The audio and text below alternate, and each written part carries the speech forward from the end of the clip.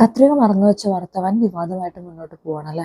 അതിന് ഡോക്ടർ നൽകിയ മറുപടി അതിനേക്കാളും വിവാദമായി.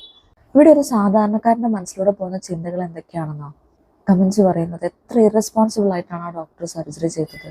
നമ്മൾ എവിടെയെങ്കിലും സാധനങ്ങൾ മറന്നു വെക്കുന്ന ലാഘവത്തോടെ അത്രയും ശ്രദ്ധയില്ലാതെ സർജറി ചെയ്തതുകൊണ്ടല്ലേ ഇത്രയും വലിയൊരു ഇൻസ്ട്രുമെന്റ് അകത്തിരുന്ന് അത് കണ്ടുകൂടെ എന്നൊക്കെ. എന്നാൽ യഥാർത്ഥത്തിൽ നമ്മുടെ അബ്ഡോമിനൽ ക്യാവിറ്റിയിൽ എന്തെങ്കിലും ഇൻസ്ട്രുമെന്റ്സ് മറന്നു വെച്ചാൽ അത് കണ്ടുപിടിക്കുന്നത് അത്ര എളുപ്പമൊന്നുമല്ല.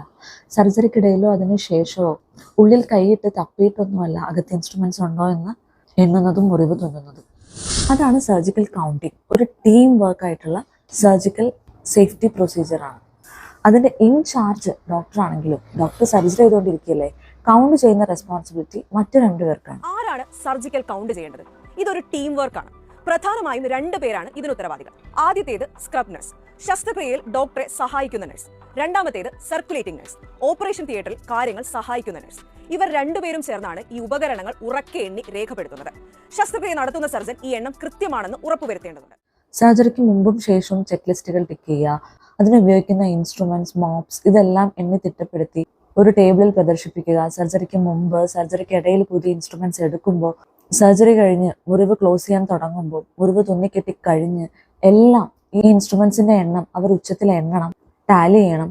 ഡോക്ടർ അത് കറക്റ്റ് ആണെന്ന് ഉറപ്പുവരുത്തണം. നമ്മുടെ നാട്ടിലെ ഗവൺമെന്റ് കോളേജുകളിൽ അത്രയും സ്റ്റാഫ് ഷോർട്ടേജ് ഉള്ളപ്പോൾ ഈ സർക്കുലേറ്ററി നഴ്സ് എന്നത് പലപ്പോഴും ഒരു ലക്ഷറിയാണ്. ആ പോസ്റ്റ് ഉണ്ടാവാറില്ല. സർജറി കോംപ്ലിക്കേറ്റഡ് ആയിട്ട് ഒരുപാട് ഇൻസ്ട്രുമെന്റ്സ് എടുക്കേണ്ടി വരുമ്പോഴോ, ഒന്നിനു പുറകെ ഒന്നായി എമർജൻസി സർജറികൾ വരുമ്പോൾ സ്പീഡിൽ എണ്ണുമ്പോഴോ മറ്റോ വരുന്ന കൗണ്ടിങ് എററാണ് ഇത്തരം മിസ്ഹാപ്സ് ഉണ്ടാക്കുന്നത്. അല്ലാതെ മനഃപൂർവ്വം ചെയ്യുന്നതല്ല.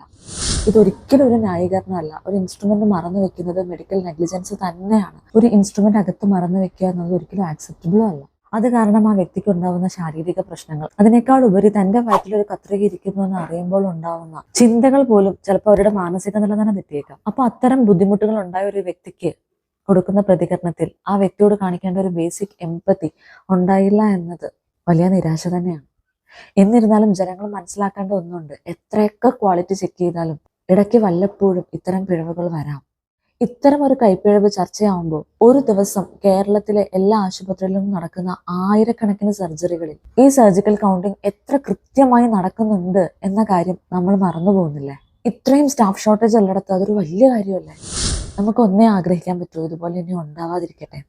ഓരോ സർജറി കഴിഞ്ഞ് ഇൻസ്ട്രുമെന്റ്സ് ക്രോസ് ചെക്ക് ചെയ്യുമ്പോഴും ഈ അവസ്ഥ എനിക്കും ഉണ്ടാവല്ലേ എന്ന് ഞാൻ പ്രാർത്ഥിക്കാറുണ്ട്. കാരണം ഞാനും വെറും ഒരു മനുഷ്യനാണ്.